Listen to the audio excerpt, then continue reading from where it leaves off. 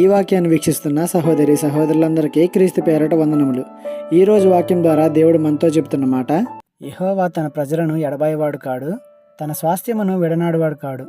కీర్తన గ్రంథము 94:14.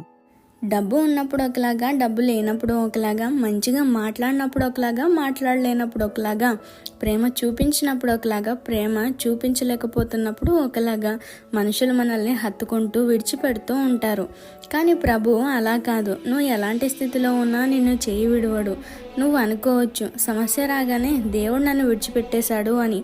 కానీ నీ చేయి విడవకుండానే నిన్ను సరైన మార్గంలో నడిపించడానికి, లేక తప్పు చేస్తున్నావని బుద్ధి చెప్పడానికి సమస్యలను నీ జీవితంలోకి అనుమతిస్తాడు. లేకపోతే నీ ప్రవర్తన ద్వారా కూడా నీకు సమస్యలు వచ్చే అవకాశం ఉంది. దేవుడు మన చేయి విడవడు, కానీ మనమే ఆయనను విడిచి లోకాన్ని హత్తుకుంటాం. నిజమో కాదో మీ జీవితాలను ఒకసారి పరిశీలన చేసుకోండి. మార్పు చెంది మరలా దేవుని చేయి పట్టుకోండి. ఈ చిన్న సువార్త పరిచర్యలో మీ సహోదరులు. God bless you. ఆమేన్.